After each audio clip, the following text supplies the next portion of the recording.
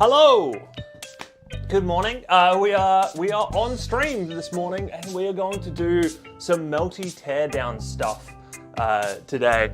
So yeah, it's a little early at the moment. I went to bed a little late last night, so this could be a little bit of a fumbly stream. Hopefully you can hear me okay. I've also got some like royalty-free music playing in the background. If that is not coming through or is way too loud, please let me know in the chat. Hello Razor, hello Kingpin Games, and hello Space Invaders FPV. I see you all in chat. I've actually set my chat up this time. Normally I would have to look over here and see chat, but I have set my chat up down there so I can actually see you today. Well, hopefully. We'll see how this goes. It's a bit of a new setup for me. Obviously I don't stream all that much, so trying things out every time I do it. Anyway, let's take a quick look at what's in front of me right now.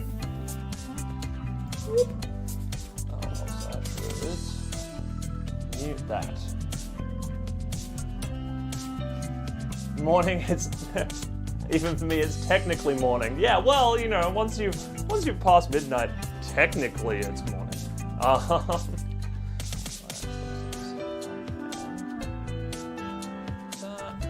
Hopefully that still works. Music is a tiny bit loud compared to voice. Okay, let's drop that all the way down then. All right, how's that? Is that better? We'll see how that goes. Like I said, I'm trying something new with a bit of background music today. I don't normally do that, but I feel like it's a little better to have something back there than just me talking for 2 straight hours. So we'll see how we go, basically. And also, this is just running through YouTube's like audio library, so I'm probably going to have to sit down and change some songs every now and again because I have no idea what's about to come up. This is just running through the alternative and punk genre on YouTube Music Library, so you never know. Also, because this is the YouTube library, you may end up, or we may end up hearing things that you've heard in other people's videos because this library is fairly extensive and a lot of people get their like backing tracks for things through this library that we're running through. I'm probably going to try and skip anything that's actually got voice in it because that's probably going to be fairly distracting, I think. Now it's a little quiet, but rather quiet than loud because we need to hear you. Yeah, fair enough. Yeah, okay. Anyway, that should be enough messing around with music. If there is anything wrong with that, please let me know and I will keep an eye on chat and go through with that. Anyway, we have robots in front of me. I have 3 different variations of Melty brains here. These 2 actually ended up unnamed. They have both fought but not really got names to them. They were both supposed to be craft single at various points in time, which was a joke because they were supposed to be in triple cheese melt and each of the 3 robots was supposed to be its own cheese. So this particular version was the one that was supposed to be craft single. Yeah, and it ended up not being craft single because I couldn't get it working for Havoc in time. And then when I tried to get it working for the most recent event, I also couldn't get it working in time, if you have seen that video. That was one of my more recent videos, looking at how this thing actually went. It has had 1 fight, which was in a rumble. Yeah. As for what broke, it's a Melty. Yes, no, it is definitely more accurate to say what worked. I mean, there is a reason that my very first sets of Melties were called It Works. And then it doesn't work at all because the first one was called It Works because I got it to spin up finally for the first time ever. And then the second one was called It Doesn't Work at All because while the first one span, in the arena it did very, very poorly. So I figured I'd jinx myself by calling a robot It Works, so I tried to go real hard in the other direction and it kind of made sense. Yeah. Need a battlebot building, just found a league near me. Well, 3 hours drive south, building an arena. Yeah, well look, here's the thing with combat robots is that when people build an arena and run events, people go to those events. Especially in the US, it seems like the US and the UK, their leagues are bigger than they are here in Australia. Also, I'm skipping this song because it is distracting me. Yeah, and because the leagues are bigger and like there's more people in those places fighting robots, the second you're like, cool, I'm running an event, people are like, great, I don't care if that's a 4-hour drive, I'm going, because there's like so many people fighting and so few spaces in events usually that people are like all over a chance to go and fight. Here in Australia, it seems like we've kind of just like, we've got little insular clubs. I mean, we do have people travel a little bit between states to fight, but it's not as common as I feel like it is in America and the UK and stuff. So, yeah, anyway, I'm gonna start working on these robots. In Canada, cool, yeah. What? I actually don't know much about the Canadian robot fighting scene. That would be interesting to know how that goes. So,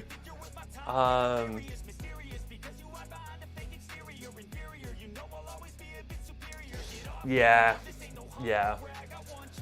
First robots are always an interesting problem, and I feel like first robots in every weight class. Like, sure, you have your first ever build, which is going to be plagued with lots and lots of problems, but you also have your first build in every weight class, and I feel like the first build in every weight class always finds new and exciting issues that you never experienced in a different weight class. And also, there's that whole like period of having to work out how to build for this specific weight class you're building for, and like what parts work and what parts don't and stuff. This is why personally I find like, and I will always say to people, if you're interested in getting into combat robots at all, find a local club and go.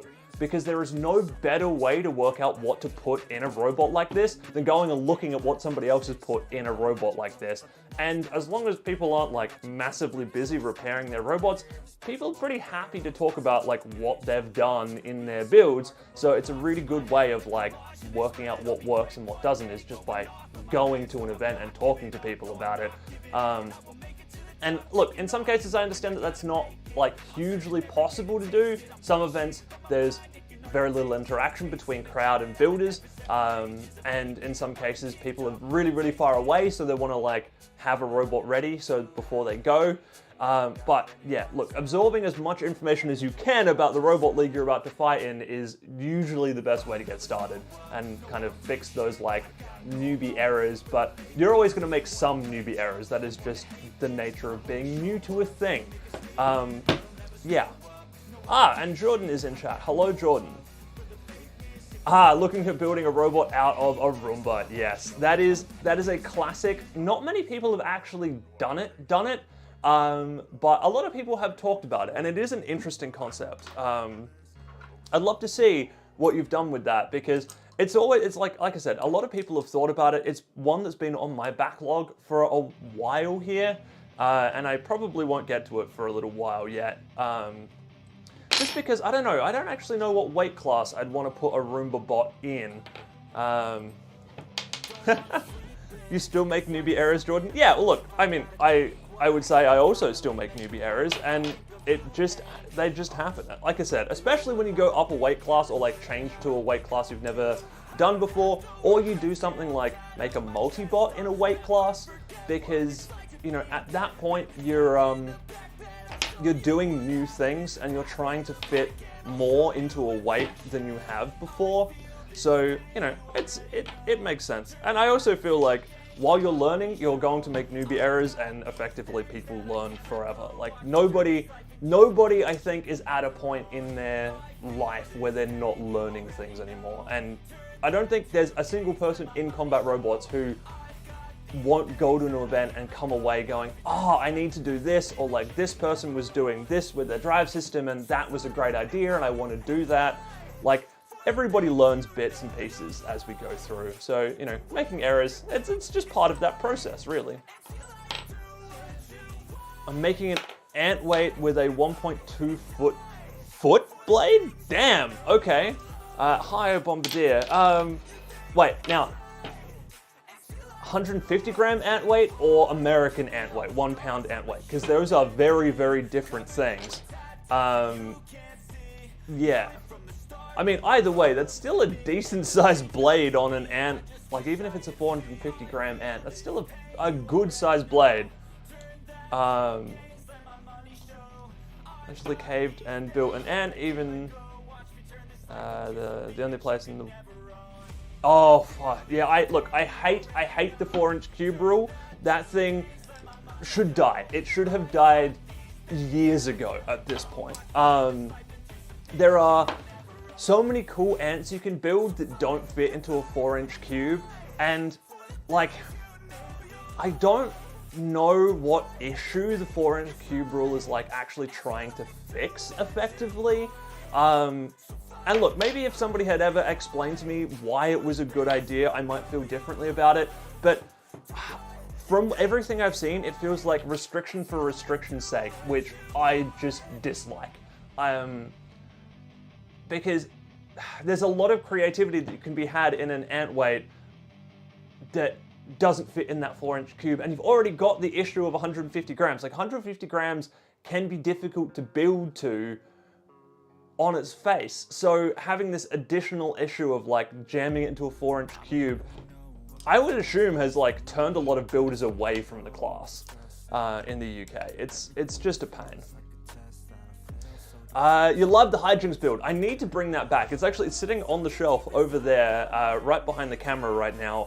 I really should get that back up and running again. It was a fun build. I just need to clamp the motors in better, and I think I've got a way to do that. I think I'm gonna face mount them this time. So have a thin wall of TPU go up and then put bolts in to the faceplate of the motor so that the motor actually stays in. Because yeah, the problem with that one was when it got shot upside down, it kind of ejected its own wheels, which was not good, especially the one where it ejected half the motor and not the other half the motor. Really, really not good. So we can definitely make some improvements to that. Oh, this nut has been hit by, well, I had a hit by business time, which has kind of messed up this HDPE here. It means I can't get my wrench on here. Well, not the way I wanted to anyway. Basically, there was an old time building robots where if it couldn't fit in the pit was the meta. Yeah, so here's the thing about that. I feel like can't fit in the pit is a different problem to solve, because we have the same issue at ARC, and our rule set is you must be immobilized by the pit. And while we had really small pits before, which, like, sure, if you were bigger than a 4-inch cube, you wouldn't fit down the pit. The problem with that is that the pit is a 4-inch cube with an open top, and there's a lot of ways to be immobilized by the pit without going down the pit fully or like being encompassed by the pit. So the rule shouldn't be 4-inch cube. The rule should be, can you be immobilized by the pit? If you can be pushed over the pit and not immobilized, your robot is invalid. But like kind of restricting down to this 4-inch cube is, I feel like, a massive overcorrection and just detrimental to the sport, effectively. Yeah. And Razor asking, how did it feel to meet Adam Savage? Incredible. So for those who don't know, Adam Savage is in Adelaide right now, which is where I am. He is attending Supernova, which is a pop culture convention. And I went yesterday and I met him and I took a selfie with him and got some stuff signed by him as well. It was a great day. Yeah, he is a really, really nice dude. I cannot speak highly enough of him. Yeah, I'm just speechless, obviously, and like my job right now is to be speaking, but fuck, it was a cool time yesterday. I didn't get to spend too much time with him because I just had like an autograph and a selfie, but I did also go to his Q&A where he spoke about a whole bunch of things, like including Mythbusters and Tested, and talking about his Velociraptor build, which he's currently working on Untested, which is just really cool. I'm keen to see where he takes that. I was kind of hoping that he would like do a incognito walk here in Adelaide in the Velociraptor costume, and then I was like, wait, no, there's no way he shipped the Velociraptor costume to Australia, because that would have been hugely expensive, I would assume. Yeah. Hey Tom, how's it going? I see you in chat there. At one point you talked about 20-gram robots. Have you had the time to take one of those on? So 20-gram robots, no. So And I think it's not even 20 grams, I think it's 25 grams, because as far as I know, the delineation is ant weight 150 grams, flea weight at 75 grams, and then nano weight at 25 grams. Now, I have only ever built flea weights. In fact, I'm going to build another flea weight pretty soon because there's going to be a little flea weight mini tournament happen at my next event. So I'm going to build a new flea weight. That's probably going to be on the channel sometime in the near future. But I have not ever considered going, well, okay, that's not true. I have considered going down to 25 grams. It's just difficult. Like, it is insanely difficult. All of the nano weights that I've ever seen are like the barest piece of plastic covering a battery, a tiny little skeleton frame, which has basically got like motors hot glued into it, and tiny little plastic spinners on them. So I don't know, it's an interesting challenge. If anybody else at my local club was actually up for trying it, so I had somebody to fight, I might be more like interested in doing it. But for the moment, it's one of those things that would be kind of pointless to do. Like, I would do it for the challenge of doing it, but then after that, I would have a nano weight with nowhere to fight it, which it would be a shame, really, on the face of it. So, Tom is saying, going to start working on an ant melty soon. Ah, yes, that would be so cool. I mean, I'm assuming you mean a 1 pound melty. That would be really cool to see as well. I want to try and do a 150 gram melty at some point, but as you'll see once we get this thing open, my control boards are massive right now, which are not going to fit inside an ant melty. So I'm probably going to have to end up doing a new version of these boards with everything on one board rather than having the separate stacked boards that I've got in here. And maybe when we get to that point, we'll be able to sit down and do an ant weight version. Maybe, we'll see. It's going to depend on quite a number of factors. Anyway, we've now got the weapon teeth off this thing. So it's looking more and more like an ice cream sandwich. And we now need to start taking these screws out of here, which is going to be the long process of this stream. This is most of what we're doing on this stream, is taking bolts or little tiny wood screws out of here. Now, I do have a drill nearby, but unfortunately I don't have the bit in it that would let me take screws out. And also, these screws are kind of bad quality screws. They're just cheapy ones. And the screwdriver, well, the drill normally just strips them rather than actually taking them out. So we're just gonna have to do this. And I'm sorry about that, but that is basically what most of the stream is. Well, maybe not most of it. It's gonna take about 5 minutes. The last time I did this at the event, it took about 5 minutes to take all these bolts out. Hopefully it will be about the same. Although, having said that, we have an issue over here where Business Time has taken the lid off of a bolt, or the top off, lid? Why did I say lid? I don't know. Anyway, taking the top off of a bolt. So that's going to be interesting to get out, because with my jigsaw puzzling, like, a single screw can keep a part in this robot. So we might have to finagle that. And by that, I mean we may have to grab it with a pair of lock pliers and just rip it out. And by, like, probably the panel will have to be ripped out, which is going to do a considerable amount of damage to that panel. But, yeah, no, that's going to be totally fine. Because I'm going to recut this entire robot. So 1 pound melty, yes. Cool, yeah. Monica saying, I've seen a nano weight in person, they're tiny. Yeah, they are, like, I haven't ever seen one in person, but I've seen the photos of them, and the photos of them, they just look so, like, itty bitty and skeletal, and I'm like, how do you even, like, conceive of this thing? It's ridiculous. Yeah. No, thank you. And Tom's saying, yes, a 1 pound melty. That's cool. That is cool. I'd be keen to see that. Oh, so yeah, so as I was saying, I'm going to be recutting this entire chassis because at one point in this build process, so these wheels at the moment are 50mm diameter wheels. At one point in this build process, they were going to be 40mm diameter, but I looked at, like, the heads of my bolts that are going in here and stuff and realized that I didn't have the clearance to run 40mm wheels. But at the point where I thought I was running 40mm wheels, I decided on the gear drive and to run that system. Later in the build process, realized I didn't have the clearance, went up to the 50mm wheels. But what I didn't realize is that these motors that I've been using for my other Melties, including this guy, these motors are 44mm, which means that I can literally have this motor inside this wheel diameter. So I could have just YOLO drive this the entire way through if I had considered these bolts earlier in the design process and not got to the point of having designed out the screw system and everything before deciding to upgrade the wheels. So depending on how far we get through this today and how long the stream has been and how much I feel like streaming more, we may jump into CAD at the end of this stream and sit down and re-CAD the ice cream bar here to add the YOLO drive back in.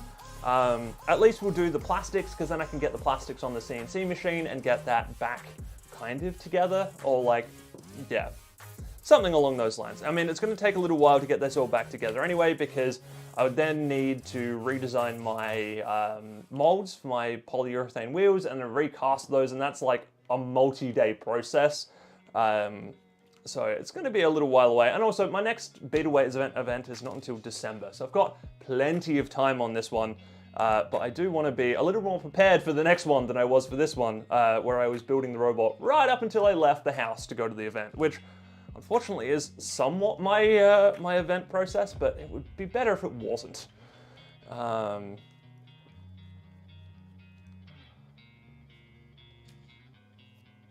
Jordan saying, would say to drill it out, but depends on if you have drill bits around. I do have a drill bit. That is why the drill is here. I do have a drill bit somewhere nearby. So if I need to drill out a bolt, I can. That's not a problem. Yeah, otherwise I just had the drill to like show you that I couldn't use the drill, which would have been a bit weird. But no, I did bring a drill just in case that was going to be a thing. You've tried making a nano weight, but it was 36. Damn, even 36 grams is impressive. I mean, 36 grams is like so much overweight that it means redesigning the whole robot again and starting from scratch, but also, damn, that is so impressive. That is the lightest robot, like that is way lighter than any robot I've ever built. Like that's less than half of flea weight, which is a crazy achievement in and of itself. Like that's, you should be proud of that for sure. Tom saying, it won't be optimized, I'm using an Arduino Micro, it's more a casual tournament, so it's not perfect, it's fine. Yeah, that's fair. I mean, I would say about that an Arduino is probably the worst brain that you could choose. Anything else that kind of sits inside the Arduino IDE space would probably be better. Like I think you can program Raspberry Pi Zero, no, Pi 2040s or whatever they are with the Arduino IDE, and those are a lot faster than an Arduino, and so are ESP32s. Our ESP32s are a lot faster than Arduinos as well. And I know actually there's a small contingent of people who build Melty brains who use ESP32s as their like receiver and brain board all in one, which is a cool idea. I think that as long as you're writing efficient enough code, that's totally a doable way to build a Melty brain. And I mean, look, I don't even have to say that. There are people who have done it. It is definitely a thing. But I feel like you need to be a little bit more like optimal with your coding than I am running a Teensy in this thing. Teensies are like ridiculously fast. They are a like race car compared to a like Honda Civic that is a Arduino. Yeah, it is just nuts how fast the Teensies are. I mean, they have a price tag to match it, but they are very, very quick. This has actually not been too bad. We're getting through all the bolts in here pretty quick. We're over halfway done at this point, so that's good to see. Probably made the spinner nano weight, but made it never thought about weighing it. Damn, 15 grams is ridiculous. Considering my history with YOLO Drive, yeah, look, here's the thing. I find that YOLO Drive works really, really well on the Melties. YOLO Drive for other robots doesn't work as well. And like, all of my Melties have a tank steer mode, but they don't drive particularly well in tank steer mode.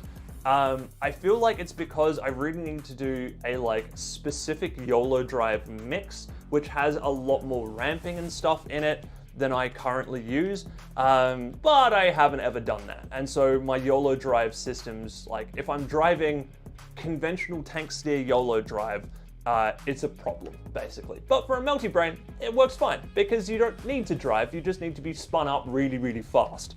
And they work perfectly for multi-brains. So, and honestly, I am not sure if there are any other multi-brains in the world that use a gear system like this one.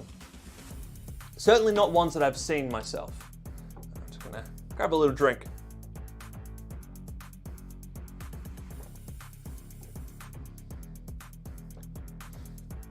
Tom saying, probably going to borrow the code from people who know what they're doing. Yes. I mean, and look, here's the thing. I am a software engineer as my day job. Copying and pasting other people's code is part of my job. It just helps that I know what I'm looking at when I'm doing that. And I feel like that is a big part of a software engineer's job, is taking code from various places, mashing it all together, and making sure that the thing works when it exists effectively. I mean, yes, I also write a bunch of my own code, but at the same time, sometimes other people will write code much better than you have written code and have it released as publicly available open source code. So why would you write your own version effectively, is my thinking on some of that anyway. I am surprised that none of these screws gave us any real issue here. I was fully expecting that one of these was going to be really dead and I would have to do something about that. But so far, so good. Also, I've just realized by taking all these screws out, we've lost the head of this one.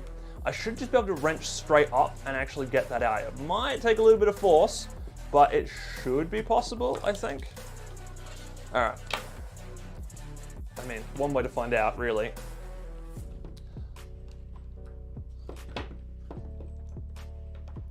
Ah, okay. That is being a pain. What have I got that I can lever with? Because maybe if I can get a flat blade screwdriver under it. Do I have one? Yes, I do. Okay. Do I have a smaller one? Yes, I do. Awesome. All right. Maybe if we can get a flat blade in under here, it might just let go.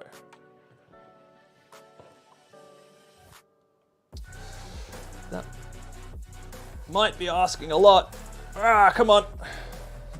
Oh, look at that. It is actually starting to go. Yes, haha. Okay. Well, that doesn't bode particularly well. I'm going to hold this up a little bit to the camera. I'm not sure if this is going to focus on this or not, but there is only a very small amount of screw actually sticking out of here. I think next time I'm going to need to use bigger screws because that is a worryingly small amount of screw actually holding this thing together. I mean, look, there was a million of them, but also a million of 2 millimeters is not very much. Have you thought about doing a billet UHMW chassis? Can you make your own? So yes, I probably, ooh, okay. So, hang on, let's see if I hold this up. Let me make sure you can see what I'm doing. There, okay. These motors are bouncy. They have started to release from the, I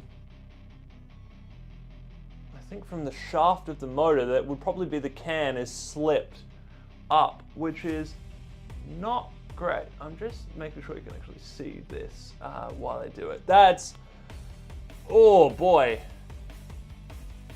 Yeah, that's not good. And I think looking in here too, I think the motors aren't doing particularly hot in terms of I can see magnets have moved around inside them. That is not good. at all. Well, good thing I've decided not to do the gear system again. Apparently, it's a bad idea, or at least these motors cannot handle being run as a geared system. Yeah. Okay. Huh. Interesting. That is why we do things like this, is to work out what does and what doesn't work and see if the thing that we tried did actually work, which in this case, I think is the answer. I think I think it was a good thing that I only got to do the rumble. I think this thing would have self-destructed had I run it for longer than just the rumble.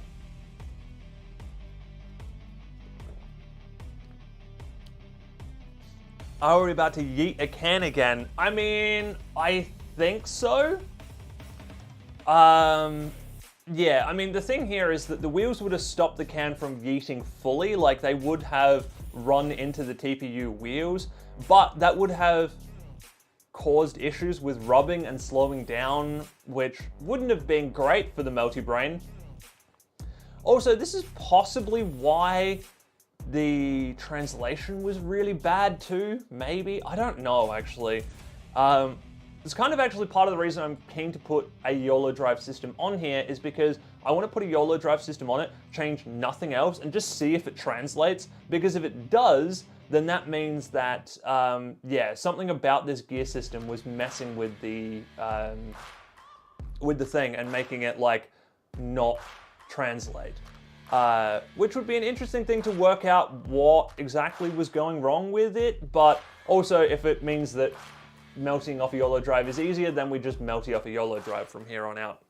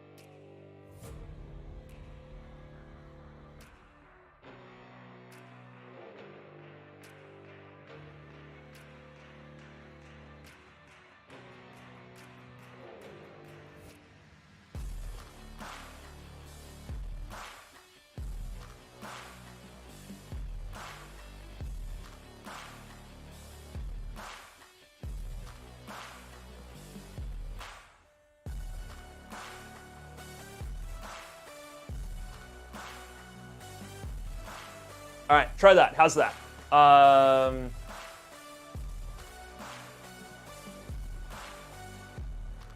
Yes. Okay. So let's start that again. So I use an 1806 for This Is a Party.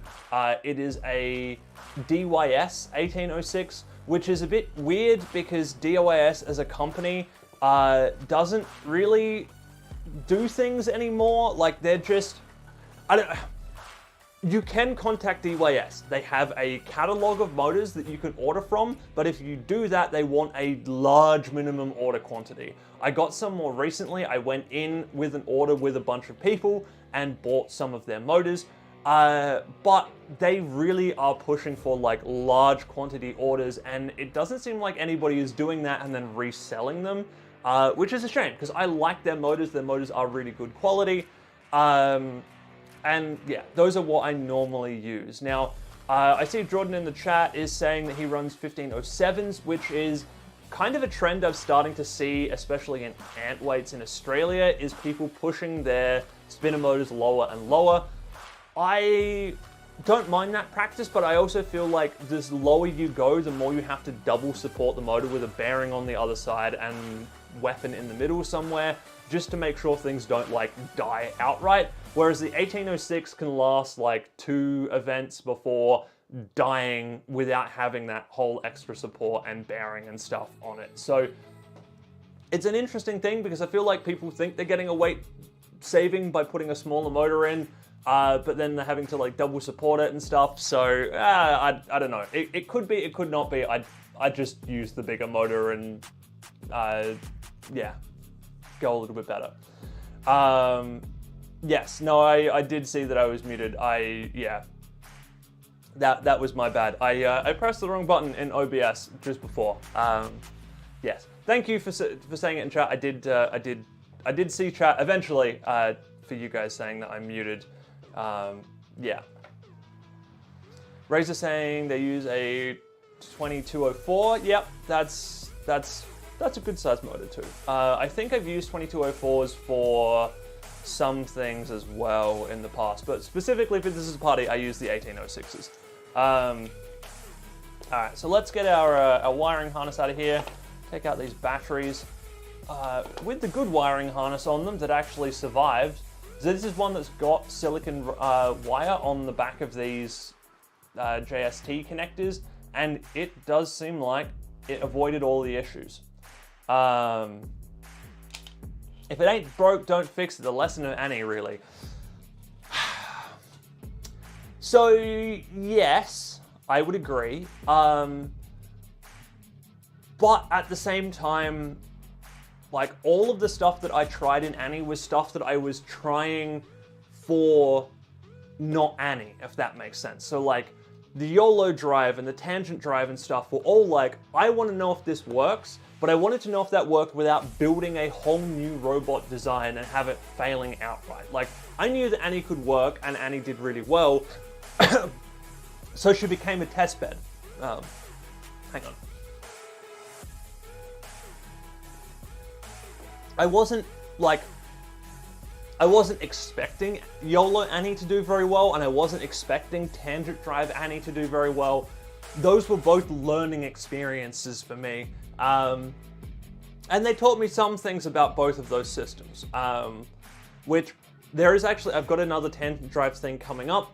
Repeat Robotics has been very kind and sponsored me some Tangent Drive components, so I will do a new Tangent Drive in the future, and the learning I got from Annie is going to influence how I do the new Tangent Drive that's coming up. So, yes. I mean, and look, here's the thing. At the end of the day, I messed around with Annie, I used her as a test bed, I played with some components, and then I put her back in her good working form, and like knowingly so put her back in her good working form, and got really good results out of her before I retired her.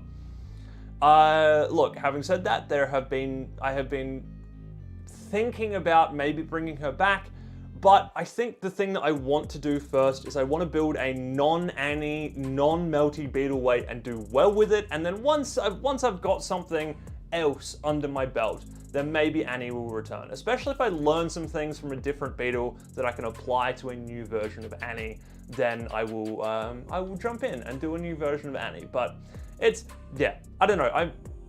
I'm very like in a weird space with Annie right now, I guess. Yeah, so anyway, continuing on with pulling electronics out of here, because that is going to be helpful for us to keep seeing what's actually wrong with this thing. Jordan saying design already had extra supports, so it worked well for you. That's fair. I mean, yeah, I mean that is fair, but also my thing on weight was more the case of like, if you're running a bigger motor without support and a smaller motor with support, are you just using the same amount of weight or not? That is a question I don't know the answer to. One of those two things will be lighter than the other. The extra support is always going to be better. And running the bigger motor with a weapon just on the edge and no extra support is going to mean you're going to break motors faster than it with it supported. But I guess it comes down to which style you prefer better.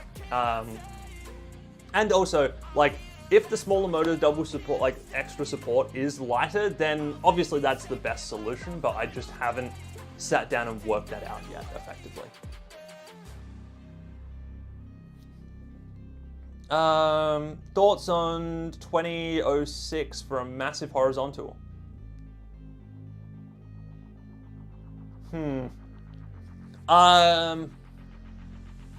That's a good question. I don't know. I can't remember what I put in the high jinx, or well, the low jinx rebuild. Because if you're doing a massive horizontal, look at what I did in the Logic's rebuild. That's what you need to run that. And I think that is at 2204, I think. It very possibly is. I would, like, it's literally just out of reach right now. So I could, like, pause stream and go and check, but I will leave that until maybe a little bit later on. Bunyip's tires are safe for now. Well, I mean, there have been other undercutters, but also Bunyip hasn't been back in a while either, because Steve, who runs Bunyip, got sick of rebuilding all of the gearboxes he put in Bunyip. So yeah, he hasn't done that again for a bit.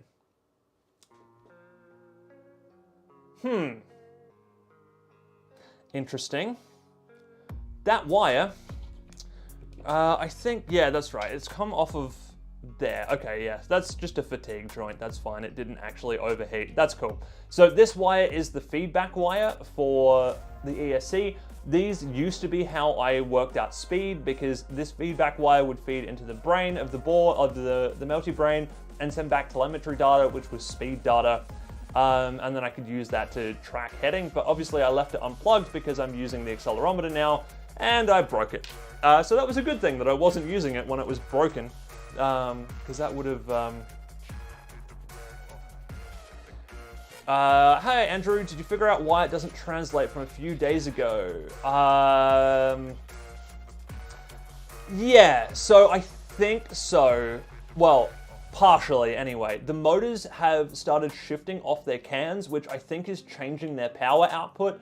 Also, I've definitely seen some damage on teeth in the actual gearing setup here, and they don't run very freely anymore. Like, they get to certain points and then just hitch. Like, that is a hitch point. So all of those type of things are going to mess with the translation ability, because it messes with how fast the wheel is changing velocity, especially if it gets to a hitch point as it's trying to change speed. That's going to cause massive changes in speed all the time, and it's just not going to go very well.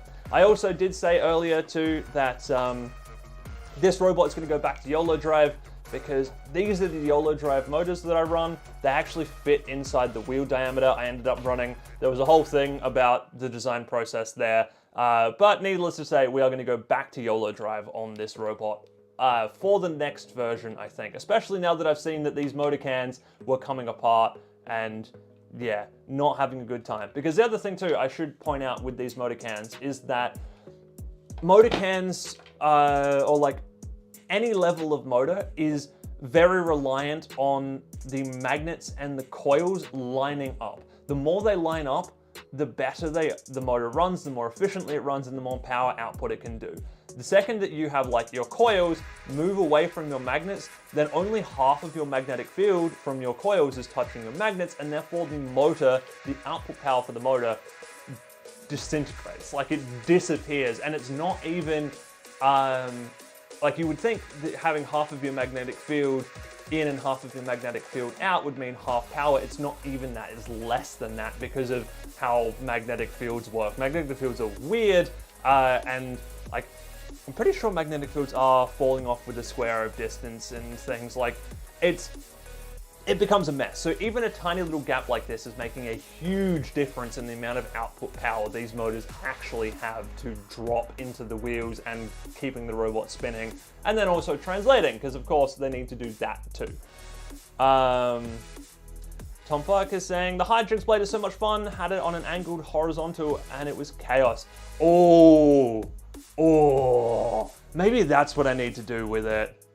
That would be cool. I haven't built an angled horizontal in a while, and they are fun. They are just absolute insanity, but they are fun. Maybe that is what I need to do in the near future. No. I have too many robots to build, Tom. Don't give me ideas, Tom. This is bad. This is not good. I don't need more ideas. I don't. All right, so I think the next step here is we're going to take the wheels off first, because then I can get the board out, and then that will release all the electronics without me unplugging all of the wiring and stuff in here. because it'd be good to kind of keep that together. I'm also going to skip this song. I feel like this is not what I want right now. Yeah. Okay, there we go. I remember when the spinning robot was... Oh, interesting.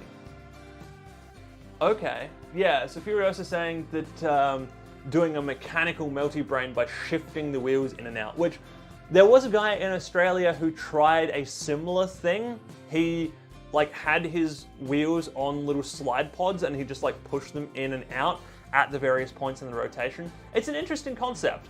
I'm pretty sure he did actually make that one work, which is cool. It's a different way to do it, for sure. There's an ant weight ring spinner you never finished too. Yeah. I do. Well, I mean, here's the thing. The ant weight ring spinner was my like first ever build, and I never really got it working. I built like 10 different iterations of it. I think 4 of them ever actually saw combat, and none of them were what I would call good. Yeah. Ring spinners are a complicated little beast. I love them, but they are a challenge in a lot of ways. Having said that, there's a couple of really good ant weight ring spinners, well, working ant weight ring spinners in Australia, which I could ask about and see how they're actually doing those. And, you know, keeping the ring constrained is always the biggest problem with an ant weight ring spinner. I will say a while ago when I did a Hardox order, I did order some rings. The interior quality of like ring quality of those isn't great, so I might have to send them off somewhere to get machined so that the interior ring is actually like flat enough to run bearings on. But I do have the parts, so maybe we'll see that at some point in the future. The problem is I have a backlog of robot builds that I want to do, and it is a mile long already, and it grows all the time. The more I talk to people doing robots, the more I fight robots, the more robots I want to build, and I only have so many hours in the day, and I don't get to build all the robots I want to build, unfortunately. So I have to be fairly choosy about what it is I actually build and what I don't, which is unfortunate. You know, if I could ever make a living doing combat robots, actually no. Not even then. Even if I was doing this as a full-time job, I don't think I'd burn through my list of robots that I want to build. Yeah. Too many. Too many that I want to build. Okay. Also, I realized I did that entirely wrong. I took the bolts out of the board, not... Like I said, I was going to take the wheels off, and then I took the bolts out of the board. Oh, it is morning. I probably need more coffee, but that's going to happen after stream now. Yeah.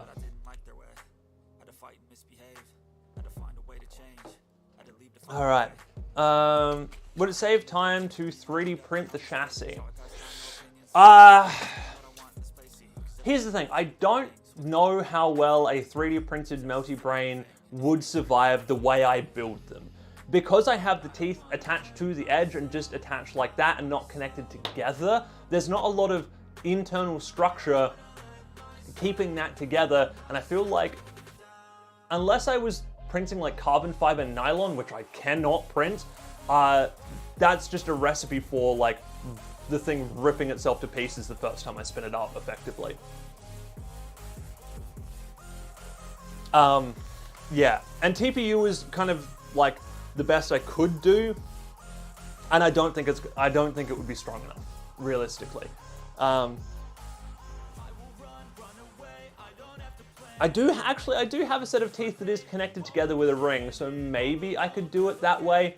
But I still would be a little worried about the strength of it. Also, Tom asked about billet chassis before. I could billet chassis this. The only problem with billet chassising is that I can only do 3D tool pathing, which would mean that I would then have to manually drill the holes in the side to, you know, do things like attach the motor in and yada yada.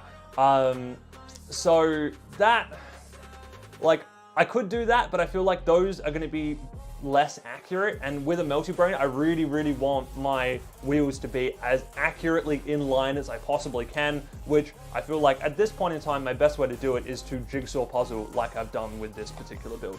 Also, I needed to find new Allen keys to get this thing apart, which is going to be in here somewhere.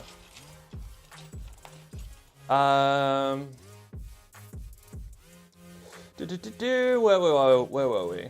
Talk about Apex, yeah. Saw Waiachi that had a heavyweight and middleweight navbot. Oh, interesting. Okay, so that's how people were doing Melties back in the day. Nice. Yeah, look, Melties back in the day were an even more complicated process because you couldn't just, you know, whack a really fast piece of electronics into it and call it good. Sleep less, build more robots. Why do you think I'm tired? This is why I'm tired. I build too many robots already. Yeah, that is a thing. My big horizontal would also be a ring spinner. That's fair. Maybe I should get back to my ring spinners. I don't know. Maybe I adjust my my build schedule. I've got a couple of things. So there are 4 robots that are absolutely happening, and one of them is the rebuild of this to go back to the YOLO drive before December. I haven't really thought about too much where I'm going kind of January yet. I was going to look into my backlog. Maybe an ant weight ring spinner is kind of where I'm going to go with that. Yeah, I don't know. We'll see. 3D printing does hold up in beetles, at least from what I've seen, at least for structure. Yeah, so I mean, and look, here's the thing. Like, stuff like Project Liftoff. Project Liftoff is, as far as I know, a mostly TPU printed clamshell, but they have structure of their teeth running through the robot to kind of help rigidify the whole thing.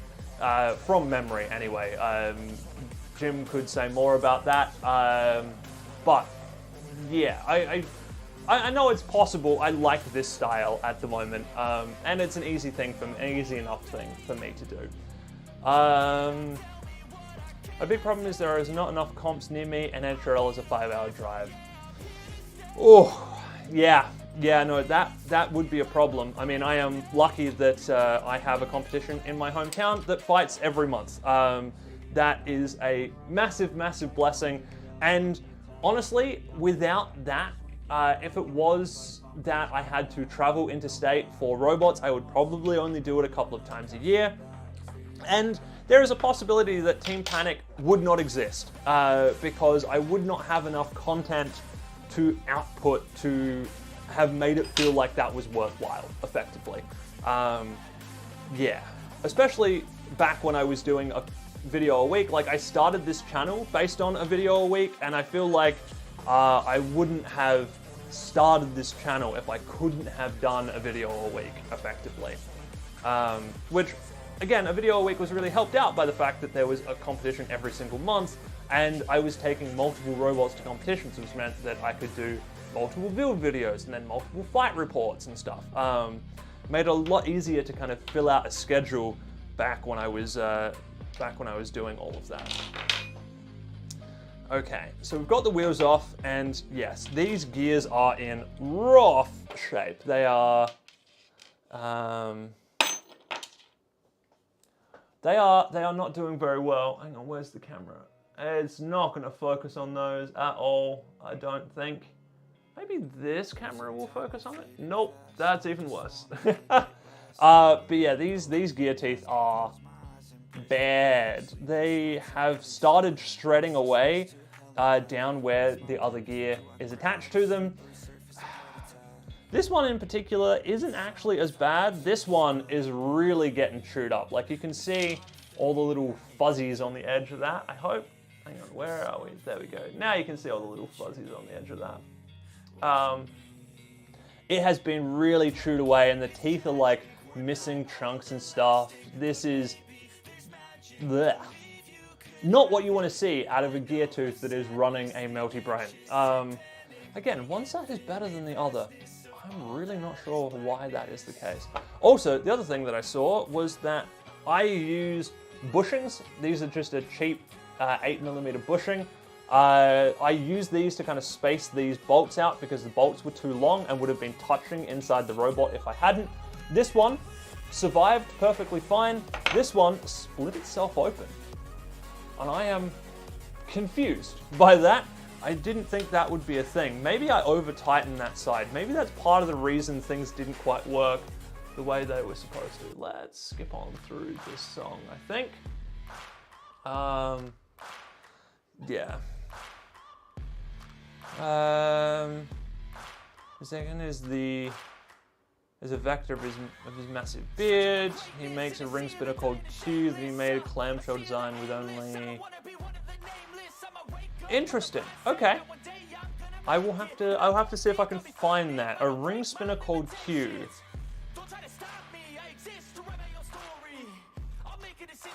Space Invaders saying they sent me a message on Instagram. I'll have to check that after this. I mean, my phone is what I'm reading chat on right now, so I can't do that. Yeah.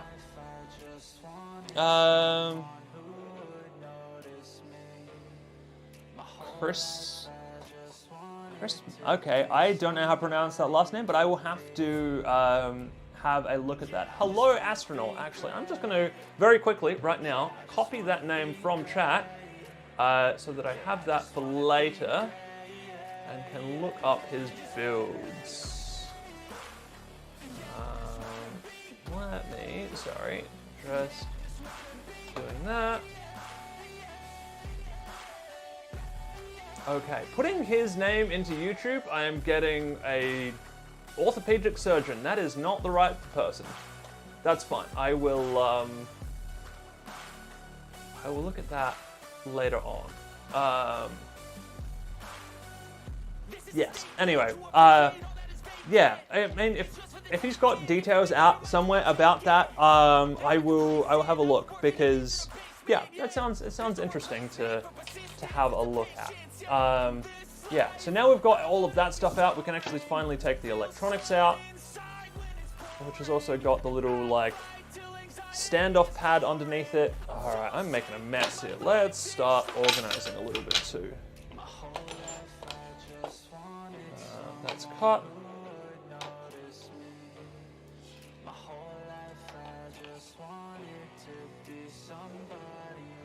I don't think...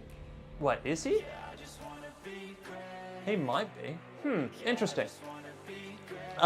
Message in chat saying, is he the builder of Claude Viper? I don't know. It's a great question. Also, while I've got you all here, I will say too, next week I'm going to be on a different live stream. I'm going to be on stream with Jay. Some of you in the chat may know Jay.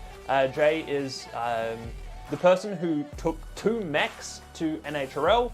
Including Aria Bravo, their more recent one, which was really, really cool. Although they put a video out on that, I haven't watched yet, so I need to actually find some time to watch that. It obviously went out yesterday, and yesterday I was at Supernova all day and a little bit busy, so I didn't actually get a chance to watch it. But I really like all their content, and they are going to stream next week on American Friday, Australian Saturday, and I am going to be part of that stream. Yes, Kinikitsu. If Jordan or Razor, if one of you can drop a link to Kinikitsu in the chat, I hope that will work. If it doesn't, I will do the moderation on the back end.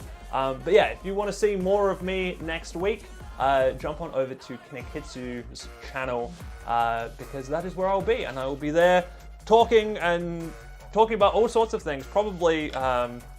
Probably robots, and then a bit of other stuff. Jay quite likes talking to roboteers about non-roboteer things, which is interesting in that it takes kind of streams in directions you don't expect it to go. Like when Tom was on, we learnt about Tom's massive caffeine addiction, which was fun and interesting. And I'm keen to be on stream and see where that takes us effectively. It was a little interesting when I was talking to Jay about going on stream, and Jay was saying that friends of theirs were watching me in high school, and I was just like, oh God. Yes. Yeah, it's, I realized at that moment that I've been on YouTube for a very long time, and doing Team Panic for longer than I thought I had. But I feel like that's kind of the thing with like, the fact that I did Team Panic over COVID. Like, COVID is just a weird time because it was 5 years or like 4 years, and yet it feels like a month, you know, like it feels like nothing. Yeah, so, you know, it's just, COVID is just a weird time. All right, we're gonna take more bolts out of this. So the next thing to do, I think, is gonna be to take bolts out of all of the side panels, which are holding all of the sides to themselves. That'll then start to release things, so we can take all the bottom bolts out, and then we can take this thing fully apart. Yeah. All right, we'll start with these side panels. So also, this is the other thing, I'm not sure it really showed up too well on the video I posted about this robot. Oh my God, I've made a massive pile of little screws over here. Are they even on camera? They are, good, okay. But we had these little side access panels, which were right where the battery sat. So I'm gonna take this one out. I'm gonna take the bottom off. Furious is saying it's 2019, Blinks is 2024. Yeah, so real though. It really did feel like that. Especially like the 2019 to 2022 jump was just insane. I don't understand how that went as quickly as it did. So yeah, here we go. I'll show you this. This here is my little like side access panel. So it's a little panel that clips in and out, and this is where the batteries were sitting. The batteries were sitting literally right here with their plugs facing inwards. So the whole thing was that I could like undo this panel, pull the plugs out, and then just like charge the battery up without having to take all of those screws off every single time, because you've just seen me do that. It takes a long time to do that, and trying to do that at a competition when you need to like get all those off, then get the batteries charged, then get it all back together again before our next fight would have been, just impossible. Meanwhile, 2020 felt like 30 millennia due to lockdowns. Yeah, oh, for sure. Also, okay, music has stopped, so we will grab, let's just go to the next page. Start again. Also, I will grab Jay's channel, Kinekitsu, and put that in chat to Kinekitsu, there it is. So, this channel, that is where I will be next week on Saturday. I'm sure that they'll put out a post and stuff, and they'll schedule a stream, and you'll see all of that as it comes through. But that is where I'll be next weekend. So if you want to see more of me live streaming and talking and not taking robots apart this time and taking out a million wood screws, then that is where I'll be. Oh, no YouTube music. This is not what we want. Well, not even YouTube music. This is YouTube audio library. Actually, we might. Yeah, no, we'll stick with the alternative and punk stuff and see how this goes. Has the music been okay? Not like too loud that it's running over top of me.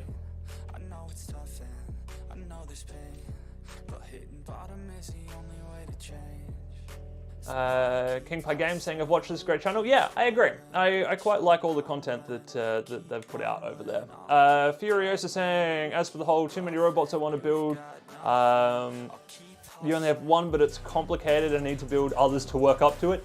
That is also very fair. I mean, you can always try the really complicated one, but learning through doing things on other robots first is often a better way to do it. And again, that's part of the reason that I did so much experimentation with Annie, was in preparation for doing other things like doing YOLO Drive in Melty Brains. I wasn't really ever expecting the YOLO Drive in Annie to work, but it was an experiment in like seeing how YOLO Drive behaves, so that when I went to do Melty Brains, I had a bit more experience under my belt. And hang on, that bolt head nearly rounded out on me. Oh, because this bolt is wobbling. What? Why is that bent that way? That shouldn't have had that much force on it. It was just holding this little side panel on. Weird.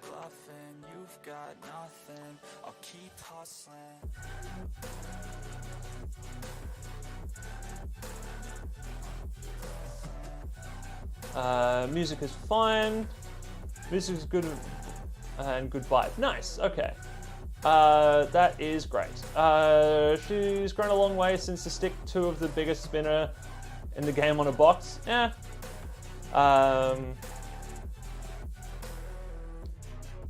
Beetle inspired by explosion, able to drive inverted, and thinking of chaos over effectiveness. Yes! Chaos! Chaos! Chaos! Always go the chaos route. I'm always a big proponent of doing the silly thing that is going to cause absolute carnage in the box. Mostly because when you don't know where you're going to go, neither does your opponent. And in some cases, that helps quite a lot. No, I'm always a big proponent for more chaos in the box. I say sitting here with 3 melty brains in front of me, as if that wasn't evidence enough of my tendency for a bit of chaos around the place. I learned from you and your bots and then made my own when I was more confident. Yeah. Insert Elmo Fire gif. Yes, yes. But also channeling my my inner Evan from Evan and Caitlin. Another great channel. If you guys haven't seen them, they do lots of like resin and art stuff.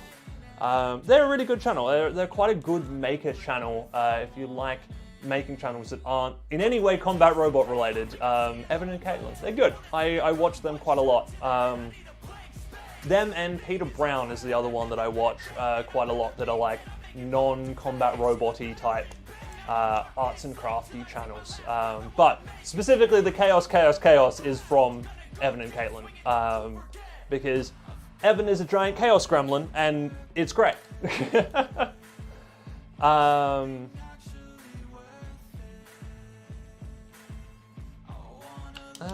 Only is one massive horizontal spinner and the other's a drum spinner on the back. I am unsure. I've lost the thread of who you're talking about, Furiosa, there in the chat. I am not sure. Channeling that Mauler energy. Nice. Alright. We are almost done with the side bolts, which means we're very nearly done with this whole thing, which is interesting. I was not expecting this to have gone this quickly. Actually, how long have we been live? I don't know. We've been live. Oh, we've been live for an hour. Okay, this has not gone that quickly. It's taken me a whole hour to get this thing apart. I'm sure that there are other robots in my arsenal of robots that would be a lot quicker to get apart. And this head, bolt head, was almost stripped as well. Oh, good. Okay, I got it clear. Here's the thing. I can, as long as I can get the top of the bolt back out of the HDPE, I've got some locking pliers with me so I can get any bolt out. I just need them to be not stripped enough to get them out. Because otherwise this is going to be quite the challenge to get these things apart. Yeah, Razor saying over an hour. Yes, yeah. Time flies when you're making a mess. Yes. Look, I wish I was one of those type of people that could pull things apart and like put them down orderly and neat and stuff, but I just get so into like actually taking the thing apart that I stop doing the like good, neat, orderly thing. I also, you know, like if I was going to be neat and orderly about this, I should have had like a little tub for my screws. Yeah, nah, that's right. I'll just have to clean it all up later. But that's fine. That'll be an after the stream thing. Don't worry too much about that. I'm not going to make you sit through me sitting here and organizing all the bolts and bits and pieces that came out of this this robot. That's a me problem later on. All right, how are we getting on here? We're getting on pretty well. I'm most certainly Clarkson over May, and that's a reference. Yeah, okay. interesting. I'm not sure how I feel about being referred to as a Clarkson, but look, here's one thing: I'm never gonna punch someone. That's not in my my likely things to do in the near future, and certainly not over catering. Clarkson was an interesting person. I guess. I don't really see any media with him in it anymore, hence the past tense. Oh, okay. Don't be too stripped. Come on, out you come. Alright, that's far too stripped. We are going the lock and pliers method. I've got the height, yes. Well, that is part of it. I'm not sure how much of this kind of comes across on camera and things when I do bits and pieces. I figure Bugglebots is probably the best spot that people have realized it outside of my channel. I'm 6'4". So I am quite tall. I'm certainly not the tallest person alive or anything like that. And in fact, I don't think I'm even the tallest person in my family. Although the guy I'm shorter than did marry in, so, you know, not sure it counts. But yeah, I am decently tall. Although having said that, I don't think I'd ever want to be any taller than I am right now, because at 6'4", you're like this much shorter than a door frame. So if I was that much taller, I'd hit my head on every door frame, or I'd have to duck under all of them, and ugh, that would be a nightmare. I really, really would not want to have to duck under every single door frame in my life. That would be ridiculous. Referring to the episodes on the show, not the real life drama. Fair enough. Certainly can't be hammered. Yeah, that's fair. To be fair, I haven't actually watched any Top Gear in quite a while. I really should do that. I should put some back on again. I've been going back through and watching a few kind of shows from a while back. So I should put some Top Gear back on. I remember quite liking the early seasons, although admittedly I'm not very much of like a car person. I drive a really beat up hatchback that's like almost older than I am. And I'm totally happy with that. It gets me from A to B, it is totally fine. I don't need anything else. But I did still quite enjoy Top Gear. I'm not sure if anybody else saw this, but Richard Hammond did Brainiac, which was this like weird trying to be adult Mythbusters thing, which was, it was one of those things that was like entertaining for a couple of episodes, but you can't like binge it because it just gets real odd real quick. Furious is saying, neither I just watched it for the funniest. Yeah, I feel like that's a lot of people I think were in that kind of same boat. And also, look, it speaks to them, their personalities, and the people they had producing the show, that they had so many non-car enthusiasts tuning into a car enthusiast show. Like, that is a difficult thing to pull off, and they did it for a long, long time, which is like really admirable from just a raw content creator like thing. So I remember Brainiac very fondly. Yeah, look, like I said, I remember Brainiac quite fondly as well, but I feel like watching multiple episodes back to back would just get a little weird. Like, it was good as a one-off, like, on TV at a time, there it is, you watch one episode. I don't know, I just feel like it would be a bit odd watching multiples. But then again, I could be wrong on that. Much like Top Gear, I haven't watched Brainiac in quite a long time.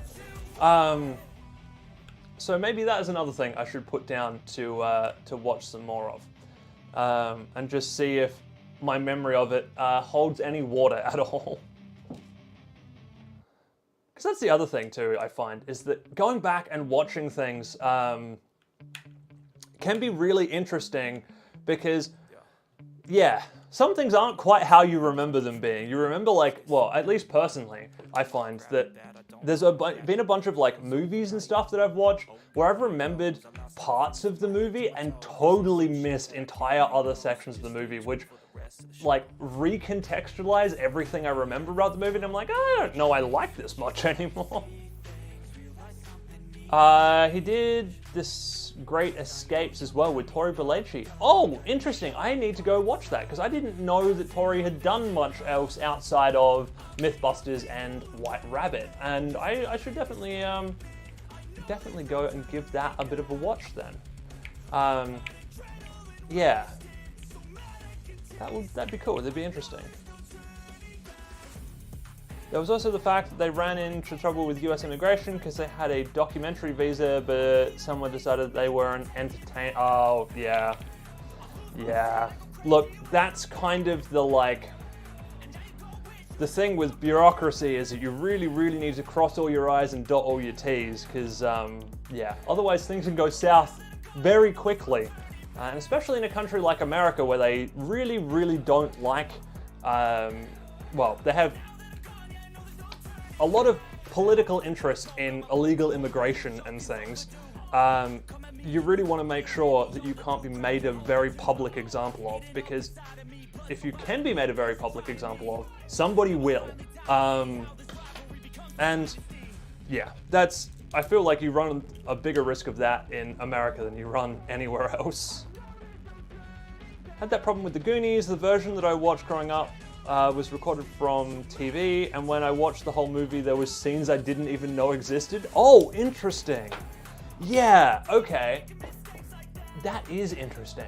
I mean, from memory, actually, I don't even know how far back this was, but there were at least TV stations in Australia who were caught, cutting scenes or speeding sections of the movie up and stuff so that they could squeeze more ad breaks into the same allotted time. So they'd say, oh yeah, this movie runs for an hour and a half, and then they're like, oh, it's 2 hours with ads, but then they pushed the runtime from an hour and a half down to an hour 10 or something, and filled those extra 20 minutes with ads, which is just wild. That's a crazy way of trying to jam more ads into programming. Oh, did I mess that up? Cross I's and dot T's. You know what? Stuff it, yes. We're crossing our I's and we're dotting our T's. That's the way this works now. I clearly needed more sleep last night. Ah, well. Did you mean YouTube? Maybe?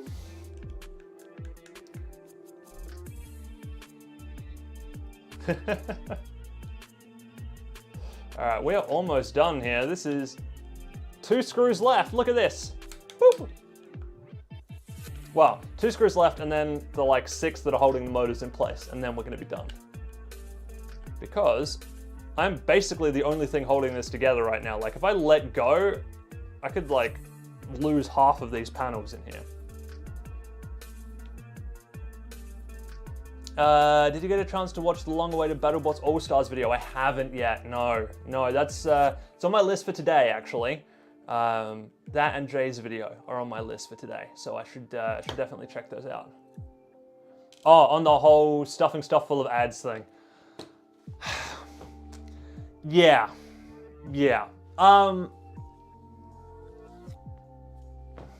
So here's the thing, I'm in a difficult position with that because obviously I run a YouTube channel. Yeah, here's the thing. I personally experimented a little bit when YouTube started really going hard with ads and doing mid-roll ads and things. For the longest time, I left my mid-roll ads off, and then I'm in a couple of groups and spaces where there are other smaller YouTube content creators, and people were talking about the effect of mid-roll ads on your videos, and there is a marketable difference in how much the algorithm pushes your videos, even to subscribers, when you don't have mid-roll ads on versus when you do. So much so that I had to, I basically started putting the mid-roll ads on because otherwise videos were getting kneecapped. And I basically I didn't for a little while, and then I went back and put mid-roll ads back on videos that I hadn't before. So things have kind of balanced back out, but it really does feel like if you don't run ads on things, you get punished for it really heavily, which is a pain, because I wish that I could not run mid-roll ads, but at this point it seems to be just the way it has to be on YouTube. Yeah, it just is a thing.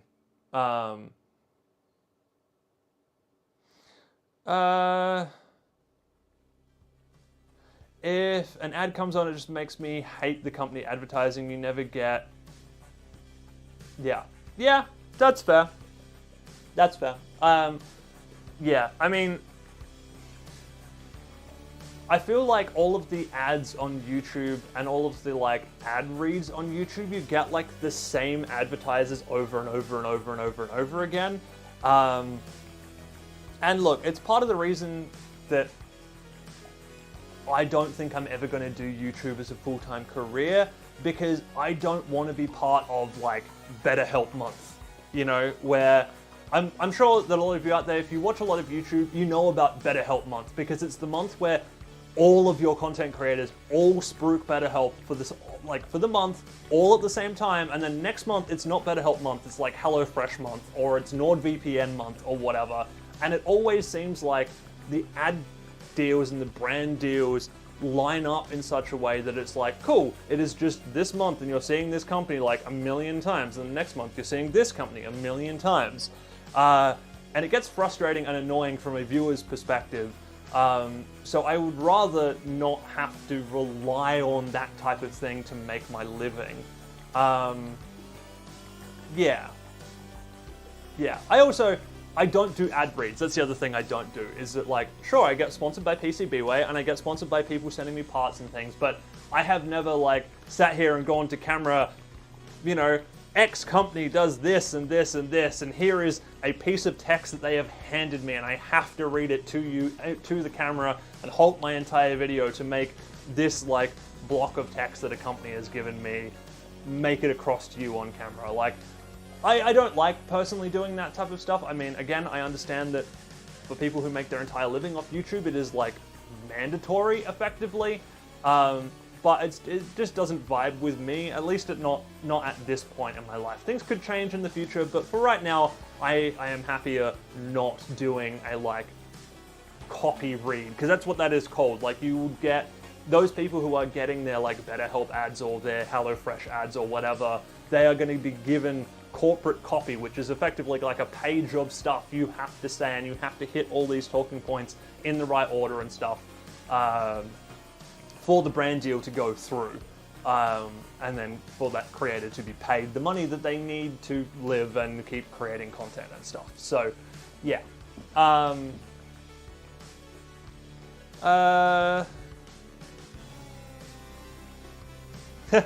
Jordan's saying, I mean, I was double checking my video upload and got an ad on my own video.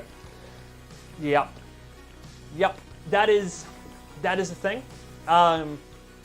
And also, because you are at the start of your channel and I would assume aren't in the like the content creator system right now and aren't getting paid for your videos, YouTube is the one being paid for those videos.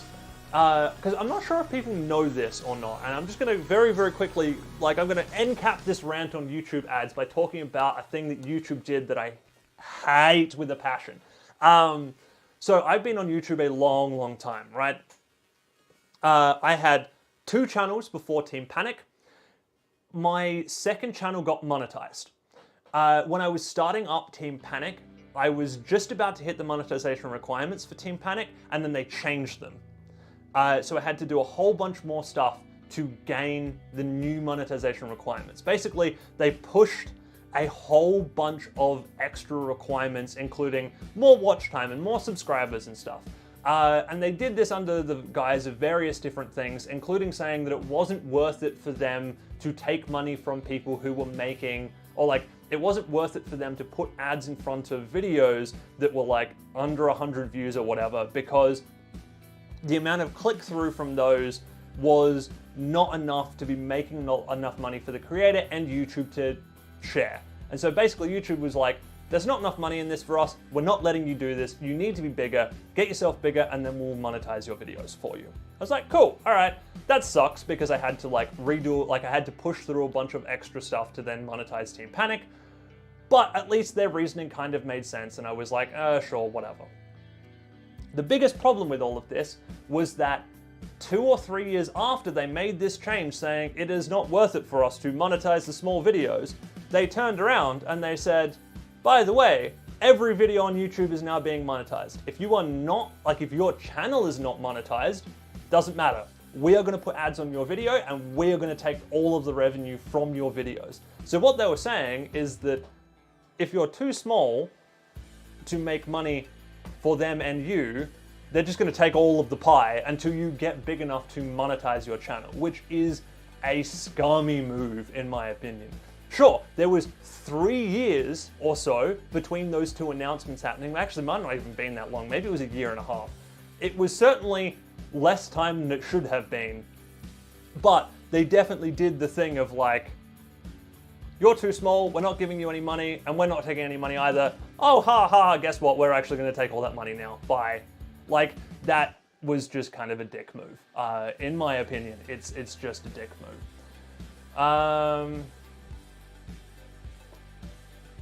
Engineered Chaos saying, might have the same experience in a few minutes. The video almost ready for upload, assuming the render goes okay. You probably will. Like I said, YouTube is now at the point that they are monetizing people's videos that you yourself cannot monetize, which does make me quite annoyed. And look, as somebody, like I said, I've had this Team Panic as my 3rd YouTube channel. I will probably have a 4th YouTube channel sometime in the future. I'm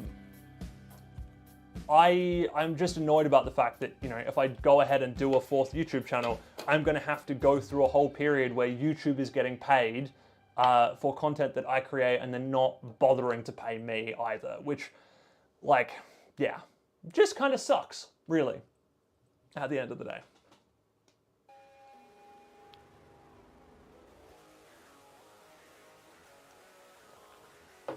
Okay, that is enough ranting and raving about ad policy on YouTube, which I'm sure is not the reason all of you out there are here watching this video. You are out there watching me pull apart a giant white jigsaw puzzle and putting it on a white table where you can barely see it. But we have our jigsaw puzzle done. You'll also notice I've got some markings on these parts.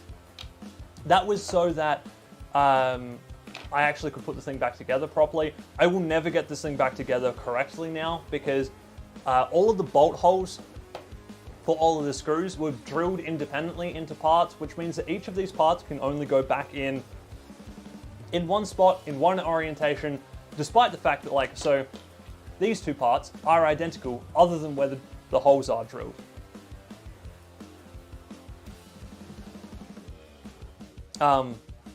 Yeah. So those two should go in over here and in over here, but I actually don't know if that's the right way round, if those are in the correct spot but upside down, and it's going to be a nightmare trying to find that stuff out, so we're not even going to bother. Also, oh, odd, okay. Yeah, this is why we took this thing apart, and I really should have actually, I'm going to go through and look at all these parts individually, but I have just seen that this part that holds the axle in place has ovaled slightly. It's ovaled in towards where I had the support wall in, so there was a support wall going this way to kind of hold this into the back and kind of support everything together a little more. And that has bent. Also, is this panel bent? No, it hasn't bent. It's just that when that's ovaled, oh, it's not ovaled. It's like diagonal. Interesting. Okay. Here, let me show you this. So this is the bolt going in straight. This is where the bolt ended up. It's come at an, hang on, where are we? Yeah, so that's, oh, that's not even straight. That's straight across, and it can angle to there, and it can angle to there. That's crazy. Okay, it really did mangle that hole. Did it mangled this one? A little bit. So that's got a little bit of wobble in it. These were tight when I put this whole thing together. That's kind of crazy that that's like mangled that quite that much. I wonder if these ones have also been mangled. A little bit of loosening in there. What about this one? Oh, this one doesn't look good. Yeah, I think this one's mangled itself. Oh, interesting. I can't get the bolt all the way through. Oh, but that's definitely... Huh. Oh, am I even going to be able to show that on camera? Hang on. I gotta see if I can show this on camera. Let me zoom down. Say hi to Rose for me, Jordan. Let me zoom all the way down. How far down is that? Okay. Let me angle. There it is. There, you can see it. Okay. Can you see it there? Yeah. So you can see this like little hexagon shape here.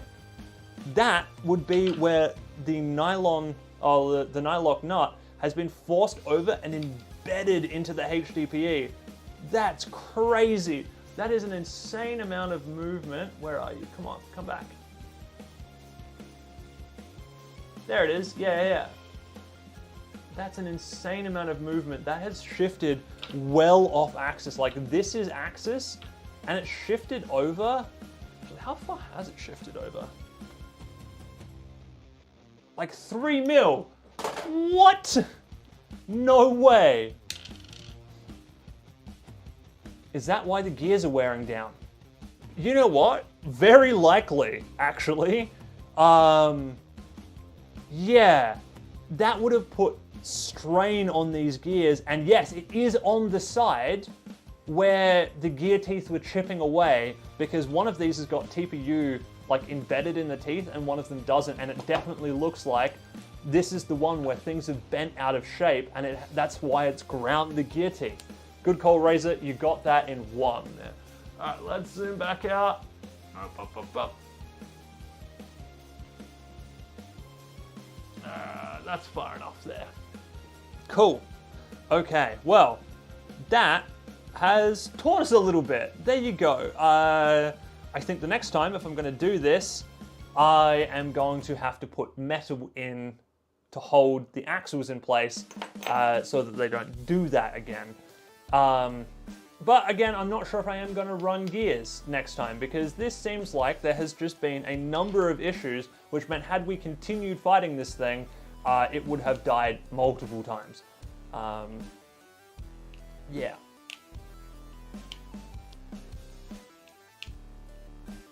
Oh, this song is my intro song currently. So we've got 3 more bolts in these, and then in the other one. Now, I didn't put all of them in because they were the bottom ones were gonna foul with where the brain board sat. So I just had to like sit down and do it a different way. Physics, am I right? Yes. But also the physics inside the box is wildly different from the physics outside the box. Because if you had asked me 3 weeks ago when I was putting this thing together, if there was any possibility at all that that nut could move 3 millimeters through HDPE and embed itself down, I would say there's no chance. There is no way there's that much flexibility in that part, but hit things hard enough, and yes, it absolutely can do that. And here's the thing with Melty Brains, is that Melty Brains are an exercise in hitting things really, really hard. Which of course means taking all of that force yourself, which means doing weird damage to things you never expected to do damage to. Like the mounting points for your wheels. Because that's the other problem with a Melty Brain, is that sure, the entire robot is the weapon, but that effectively means that where your wheels are connected to the robot is vital. Because that is taking all of the, that's the weapon mount, is your motor mounts. Yeah. So you need to make sure those are better than I had them in this particular instance, as it turns out. Why is this bolt really refusing to come out of here? It's just a Oh, okay, I see. It had a bit of Loctite embedded with some plastic. Yeah. Oh, that's not good. Okay, yeah. All right, so we really had issues with this. All right, we're gonna zoom down again, and I'm gonna show you a problem with this particular motor. Zoom. There we go. Okay. So on the back, you can see there is a good little stick out between the circlip and the actual motor shaft. That's really bad. There we go. Now you can see it. That's really bad. Because it means that not only can the motor pull out as far as we saw it pull out, it can actually pull out much further. And if I put a bolt back in here, not that bolt, because it's got a lot of Loctite on it still. Oh, I see, and there's also Loctite in the holes. If I do this, I can then pull this much further apart. So that's how far apart the motor was when the whole thing was spinning at high speed, because the motor can obviously was trying to shoot out away from the robot. So that was really losing a ton of magnetic force, or like of magnetic field interlocking. And it was really not working at full speed. So this is probably why the melting translation really didn't work, is that is so bad. Terrible. Yikes. If I ever use these motors again, I'm gonna have to double support them on the other side. I mean, because I think motors of this kind of size, I think are about what Project Liftoff uses, YOLO drive style. The only problem with that is that a YOLO drive version of this won't really tank steer the Melty very well. At least certainly not one that doesn't have like a Hall effect sensor or anything on it. So I think it would be possible to do, but you would need to add Hall effect sensors and extra stuff into it to get it to work. Yeah. So I might try with these motors again in a YOLO drive system at some point, but for now, I think we're just going to not, and we're going to go back to what I know works, which is the big guys. And also you're zoomed in still, so you can't see that. Let's zoom back out a bit. Where are we? No, there we go. That'll do. Yeah, we'll go to there. Hello, Joe. Welcome into the chat. The other problem with these is that these have M6s on them, which one is reverse thread and one is the other way is regular thread. So I'm gonna have to make sure that I put these back on so that I don't lose the one that I think it's that one that's reverse thread. Let me just double check. Joe says, I do not remember being subscribed to this channel. Well, welcome, and thank you for subscribing a while ago, I guess. I do combat robot stuff. So if you're into combat robots, that might be why you are subscribed to this channel. Oh, actually, let's take this off here before we do this, because weirdly, the CNC edges of this HDP can be quite sharp, and I did cut myself a couple of times building this robot when I did a couple of weeks ago. Including, I've still got a little like nick in on my palm that hasn't quite healed up yet. So yeah, we're back out at a kind of wider view. That's good. Yeah, I'm expecting this this motor to be just as bad as the other one when we get this one apart.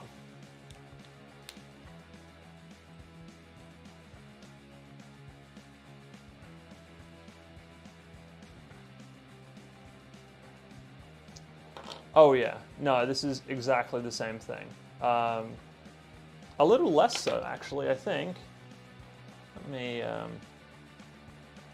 pull this out to where it will stop.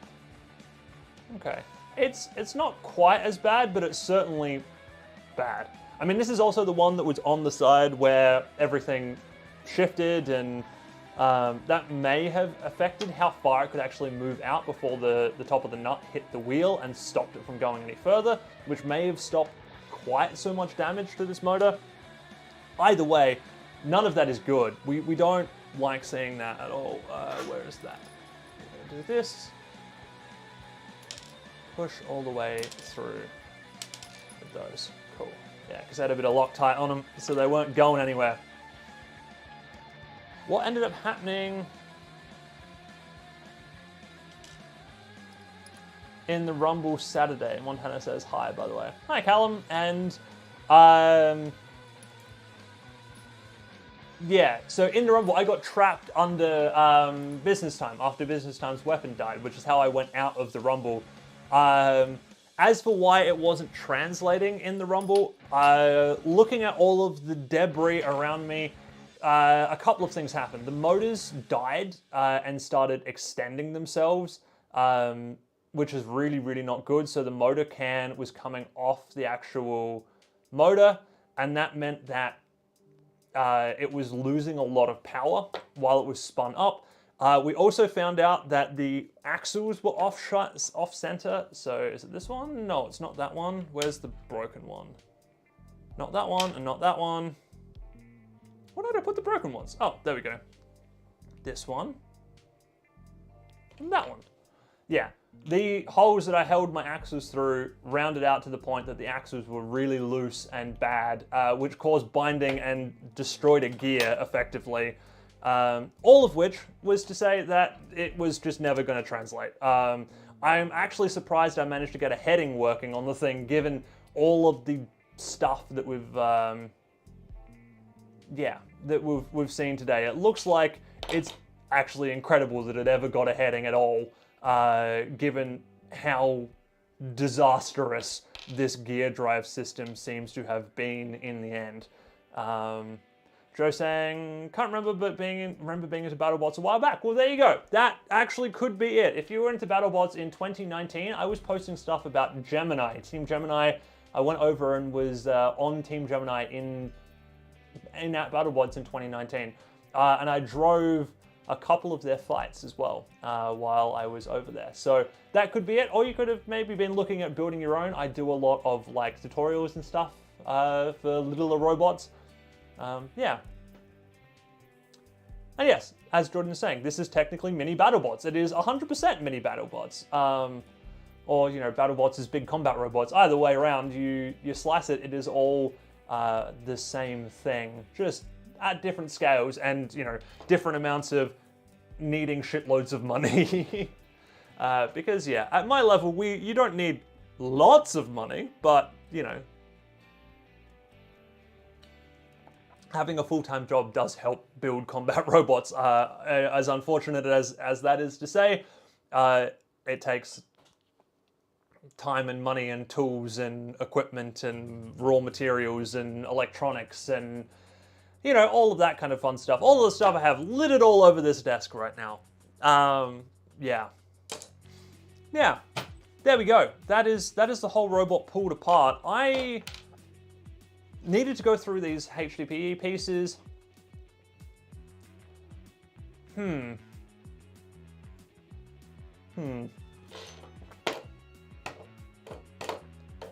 Yeah, okay. That's interesting.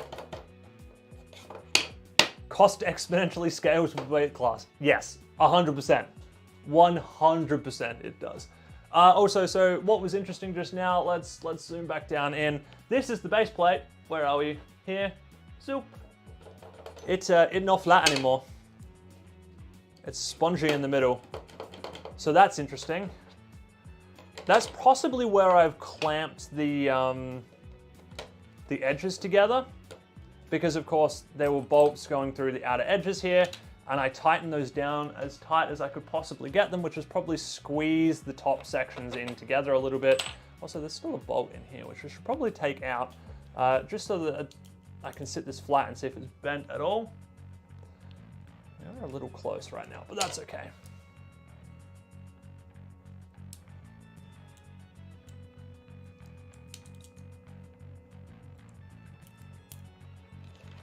I somehow managed with a casual job in a chicken shop. Oh look, I wasn't saying it's not possible. I was just saying that it's easier to build combat robots when you have a full-time job. Because you have more money to spend on your hobbies, which is what combat robots is. Combat robots is never going to be a job, unfortunately. It's always going to be basically the same as owning a boat. It's just a fun hobby that you throw a lot of money at and then you gain enjoyment out of, but you will never make money out of it. Well, I don't know. I guess you can.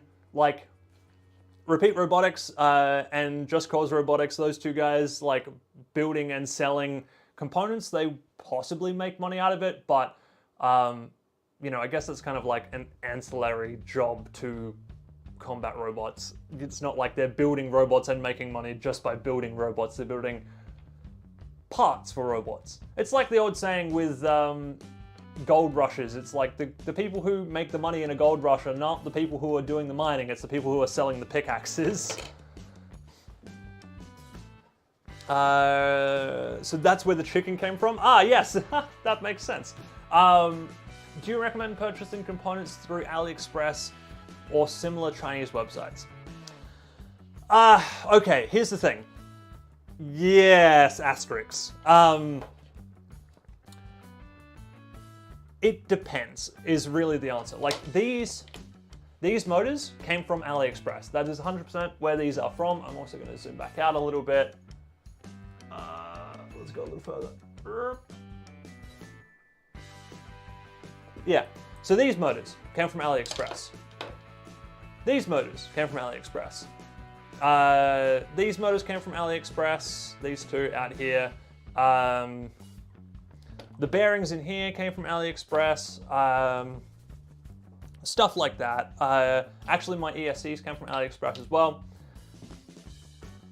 The problem is that, as Jordan is saying, it can be a little bit of a lottery. AliExpress is better now than it was a little while ago. Stuff like their choice system, which is they have some products that are labeled choice, and if you purchase those, you get free shipping on things over like $15 or something. And using and buying parts from choice, like I find that they get here really quickly, and I haven't had a problem with the wrong parts coming in and stuff. It's when you're buying from just a random seller who's selling you, like, these motors, I can't remember what they were each, $15, $20, something like that each. If you see a listing that's not a choice listing on AliExpress that's selling you, so let's say these motors are 20 bucks. If you see these listed for $5, don't. Because there's like a 50% or more chance that it is an entire scam, and if you do get sent something, it may not be the motor. It might be a broken motor. It may never get to you. Like, sometimes, especially using the non-choice like shipping methods, sometimes you buy things from AliExpress and 3 months later they show up in the post, which can be fine if you're building robots long term and you're expecting, like, those parts are just like spares for a robot. You know, in 3 months' time, it might be when you need them, and that's totally fine. But if you're like, cool, I've got an event in a month's time, I need parts right now, AliExpress may not be the best choice for you. On top of that, the other thing I will say about all of this, so the one thing to batteries are an interesting thing. I wouldn't ever buy batteries from AliExpress, mostly because shipping batteries internationally is difficult. There's lots and lots of stuff about customs, rules and regs on every country trying to ship LiPos. So buying them from a local source may seem more expensive from the output, but it will be cheaper in the long run. It will also be a lot less hassle to do. Do not buy batteries internationally. It's just a pain. Just don't. The other final thing is electronics from AliExpress. Some electronics are fine to buy from AliExpress. So, like, these motors are brushless motor controllers, but these are designed to go in drones. So because they're designed to go in drones, they're light and they're efficient and they do everything I need them to do. And they're also programmable, which is why how I can use them for the drive for robots and stuff. But there are things that aren't designed to go in drones. They're designed to go in like toy RC cars and things, where weight is not a factor, size is not a factor. So you will buy a thing from AliExpress that's like a brushed motor driver that's 3 or 4 times bigger than it needs to be and twice as heavy as it needs to be. It's a viable component. It will work in a combat robot, but you will be outclassed by everybody else who is not using that component because they are not using the same level of weight and space to run run that massive motor controller. So in that case, especially brushed motor controllers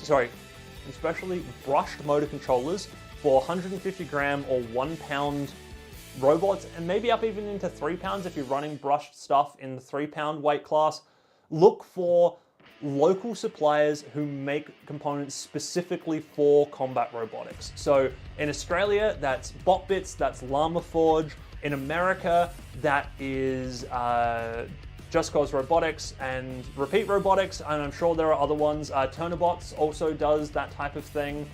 And then in the UK, as far as I'm aware, it's BBB, which is the Bristol Bot Builders Group. I don't know if there's anybody else selling other stuff in the UK. I also don't try and buy things in the UK or interact with people buying things in the UK that much. So BBB is the one that I know of the most over there. I'm sure there are other places in the UK that you can buy things as well. Maybe Wranglebots, which is one of them as well, I think, although I think he sells more bigger stuff for bigger robots. But that's where I would buy those type of components, because those type of components are going to give you an edge. They're going to be a little more expensive than the motor drivers you can find on AliExpress, but they will be worth it for the weight and space savings. Just a million times worth it for the weight and space savings, because what you can do with a robot with those smaller, lighter components versus what you can't do when you have to carry a big motor controller is night and day. It's a huge, huge difference. Wranglebox, yes, thank you, Razor. I did get there eventually. Yeah, that's Ellis Ware of Robot Wars fame. He has his own line of stuff. I haven't really looked too much into it yet, but from memory, a lot of it is for the bigger categories of stuff. Like, he's got a lot of stuff for 13 kilo class robots and things, which is all really cool, but wasn't quite what I was talking about when I was talking about low-end ESCs and bits and pieces like that. Yeah, anyway, that's my thoughts on it. As mentioned, I buy a lot of things from AliExpress. I have never bought anything from Temu. I have bought stuff from Banggood in the past. And look, I feel like even with everything I've said, there is still an element of don't fully rely on AliExpress getting you the thing in time or at all. There is still an element on AliExpress of just maybe. Yeah, no worries, Joe. I hope that helps, and I hope that helps some other of you out there. Although, from looking at the chart, I recognize most of you, and most of you have built a number of robots already, so probably have run the gambit and gauntlet of AliExpress on your own without me having to tell you all of that. All right, how long have we been live right now? We have been live almost 2 hours. I'm trying to decide if I do some CAD or if I jump off stream.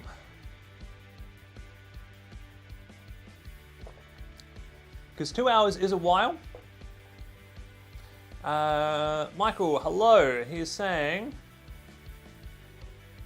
very important question. Why did you not play as a meltybrain in our lovely Dungeons and Robots game? By the way, loving this recent meltybrain analysis. I mean, it would have been fun. It would have been fun. So, for those of you who don't know, I did a Dungeons and Robots D&D style game. We were playing a different campaign setting and a different system than D&D. It was called Saddlebags and Scoundrels, or something like Scoundrels and Saddlebags, something along those lines. It was very cool. I've been meaning to drop a link to that as a community post. I should do that this afternoon when I get a chance. That was a lot of fun. We played characters kind of in a dystopian future where robots had taken over the world. And if Tom is still out there and watching, he really, really needs to watch that because it's a lot of fun. And there's some things mentioned that I think he'll get a kick out of by watching it. It was good fun. It was a lot of fun. I didn't play a Melty Brain because we were playing mostly human characters, although I was playing a gnome.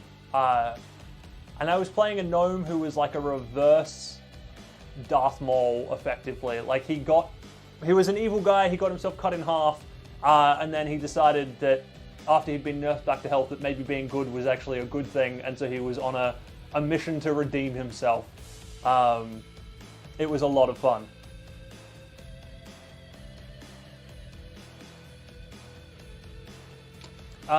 You liked the intro for one of the more recent Melty videos. It was a good context recap. Yeah. Here's the thing. I've been doing Melties for a while now that I realized that unless I did something like that, there were going to be people who came in and had no idea what I was talking about when I was saying a Melty Brain. So I figured it was a good time to do that. And I don't know if I'm going to make another video on the second version of this, or I might just fight it and do like a recap at the end. But I think like I probably won't do that little like recap on Melty Braining at the start of every Melty Brain video, but maybe every other one or so, just to kind of like recontextualize that.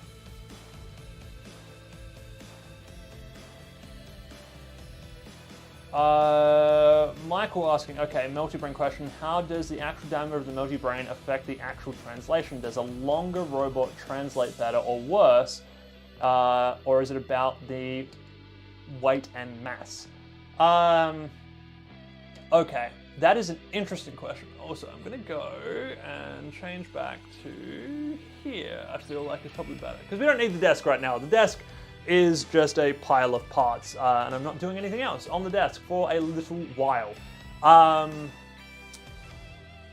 Yes, so in answer to this question, I don't think... No, wait, yes.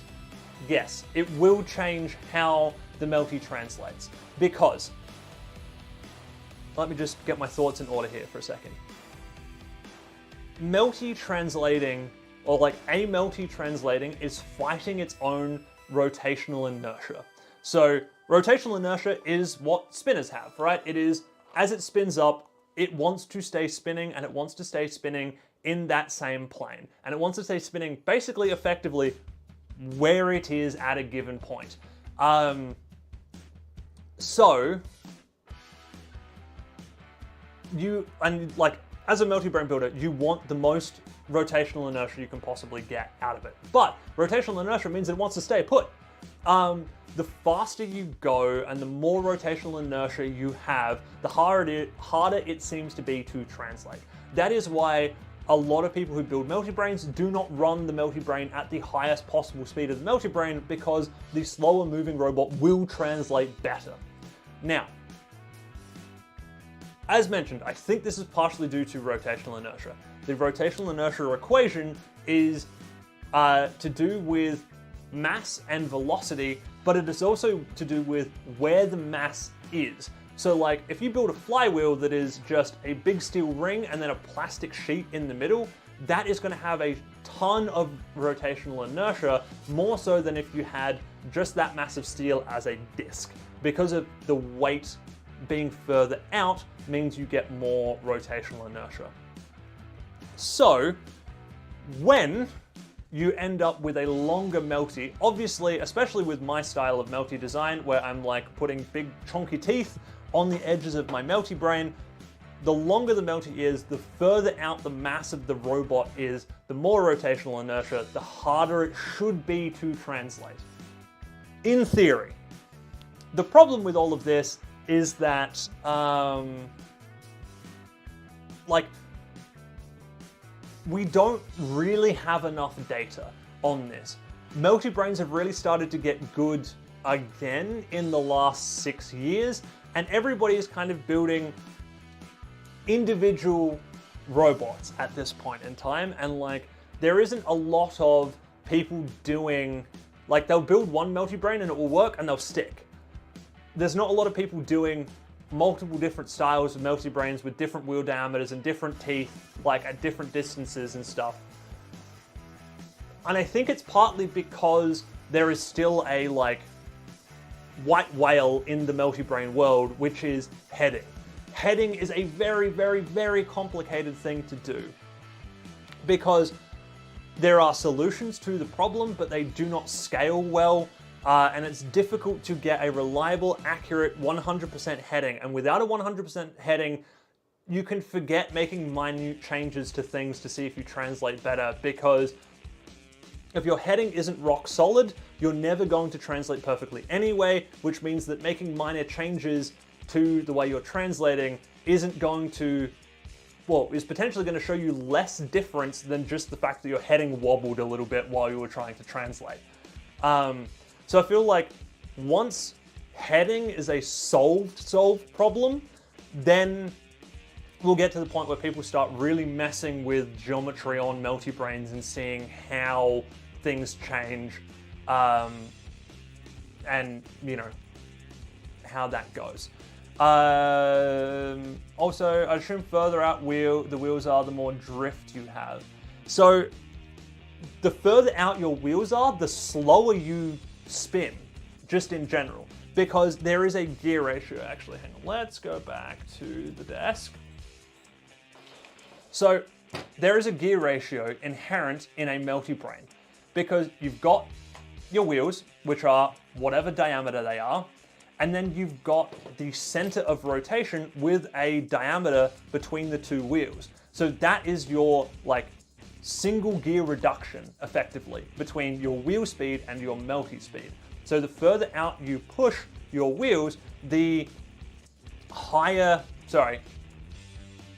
that reduction, and therefore the slower you spin for the same motors running the same speed, which again kind of means the less rotational inertia you have, which means the easier you should be able to translate effectively. Yeah, multi-brains are a complicated thing, and it's very, very easy to get a multi-brain to work without fully understanding everything about a multi-brain. I certainly don't. I don't think that anybody at this point in time fully understands exactly how multi-brains do the things they do and what is best for translating just in general. I feel like we're still at the Cave Johnson throwing signs at the wall and seeing what sticks level of building multi-brains, and not at the like refined level that we are for things like spinners, where we know a lot about like how Java rolling works and how single tooth and double teeth and like inertia and stuff work in an actual spinner. Yeah, I feel like there's more solved problems in the world, and there is not, multi-brains are not a solved problem. And it's part of why I like building them, is because there is lots and lots to do and lots to talk about and lots to experiment with that nobody's ever done before, which again, I think, I'm not 100% sure, but I think I might be the first person to do a single stage gear reduction on a multi-brain, maybe. If there has been another one and somebody out there knows about it, please let me know, and I am happy to be corrected on that. But I think I am the first person to do this, just like I am pretty sure I'm the first person to do this and put weapons on a multi-brain, because no one was insane enough to do that before me, I think. Yeah.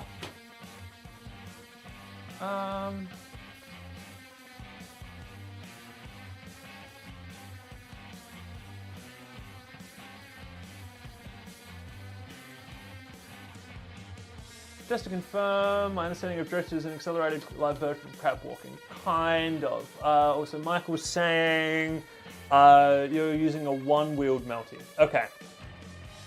Cool. this is good because I'm going to answer both of these things at the same time and talk about both of these things at the same time and kind of rehash a little bit of Melty theory for you all.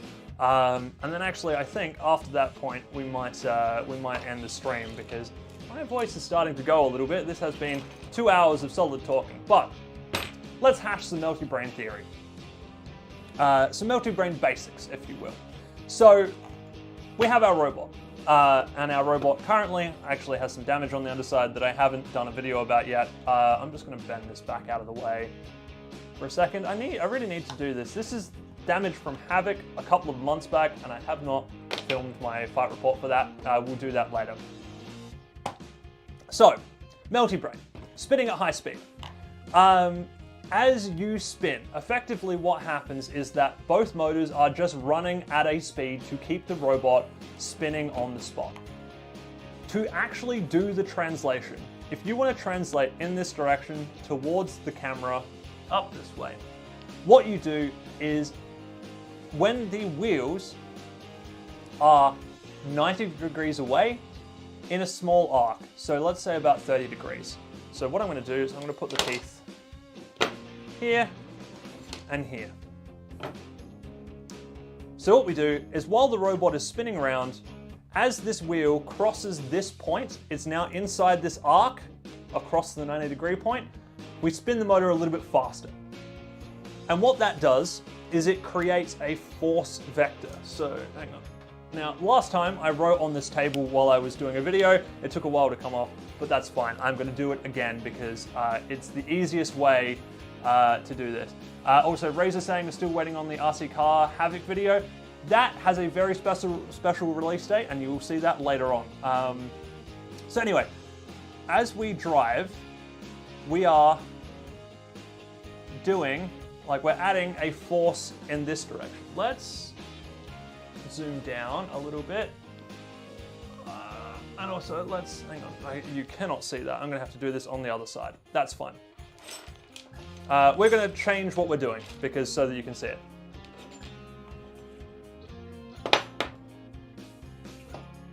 So again, this time we're going to try and go in this direction towards me. We've got our two things set up so that we've got our angle. We hit this point with this wheel and it speeds up faster. So it's now going this fast, or it's giving this much velocity as compared to giving this much velocity it was before that point. That's visible? Cool. It then speeds all the way up until it gets to here, where again, it is still giving a large velocity vector. Now, everywhere inside this arc, we have large velocity vectors. At the 90-degree point here, we have a large velocity going in the direction we want it to go, going towards me, which is good. But over here, on the edges, these are the extreme cases. We can do vector maths, which is a thing from first year physics. Sorry, first year physics and mathematics. We can change these vectors into right angle components. So this force that's going kind of across this way in the direction we don't want has a component of force pushing out this way and a component of force pushing in the direction we want. So that's good. This here is good. This here we don't want. But the good thing for us is that this point here at the other end of that swing, if we look at our component vectors again, our component vectors are some more force in the direction we want, that's good, and some force in the direction that we don't want, which in this case is actually this way. And the good thing about this is if we make sure, so if this is our 90-degree point and this is like, so this is 90 degrees, we're going to say that back here is 60 degrees and up here is 120 degrees. So we've done 30 degrees to 90, 30 degrees off 90 before we turn off. These vectors that go in the two opposite directions cancel each other out entirely. They just disappear. And what you're left with is all of the forces that carry the robot in this direction. And the reason we get those is because at the same time, the other wheel over here isn't giving this amount of velocity, it's giving the little amount of velocity. So if I rub this out, the other wheel over here is giving only the little amount of velocity. So in this section of arc over here, again, you're getting some force vector going in the opposite direction, but you can see we've got much more velocity going in this direction than in that direction, and so what ends up happening is that the net velocity of the robot is towards me, away from the camera. So obviously this relies on having a large difference in speed, or like the larger the difference in speed you can have between the wheel that is spinning faster and the wheel that is spinning slower, the better. Which is why a lot of people will stop this wheel entirely when they're spinning the meltybrain, because that means that all of this velocity doesn't get cancelled out from the other side and you come towards me faster than you would have otherwise. The only problem with this is that this can mess up your heading because you're effectively holding this point of the robot in space. And that means that your heading can get really quickly and easily messed up. So it's much, much easier to keep this wheel spinning just at a slower velocity. This does also mean that the faster you can make this motor spin through this portion of the spin, and also the longer you can do this for, the more velocity you get in this direction, even without touching this other wheel. Yeah. So there you go. This is the kind of case for meltybrain. The other thing that I will point out is that if you are doing this, the more times you can have a wheel go through this arc, the better, because the more velocity you're packing onto the robot to spin it toward, like to push that velocity towards the direction you want to go, which is where two-wheel robots are, or two-wheel meltybrains will translate better than one-wheel meltybrains, is the fact that you're going through this arc more times per revolution, which means you're putting more force in. Of course, assuming that you are getting the same relative increase and stuff. Like, there's a lot of different factors in there, but this is part of the reason I run two-wheel meltybrains, is so that I can get extra force to do the translation with. Also, on top of that, this robot will drive itself when it doesn't have anything, like when it's not meltying, I can just drive it in tank mode, whereas you cannot do that with a one-wheel meltybrain. Having said that, one-wheel meltybrains are still quite a lot of fun. They just have a lot more kind of considerations to take, well, into consideration, I guess, when you are trying to build a single-wheeled meltybrain. Also, they take a little bit extra to spin up because for this robot, it's spinning on the spot. So it just spins the two rotors in the same direction and it spins on its own axis.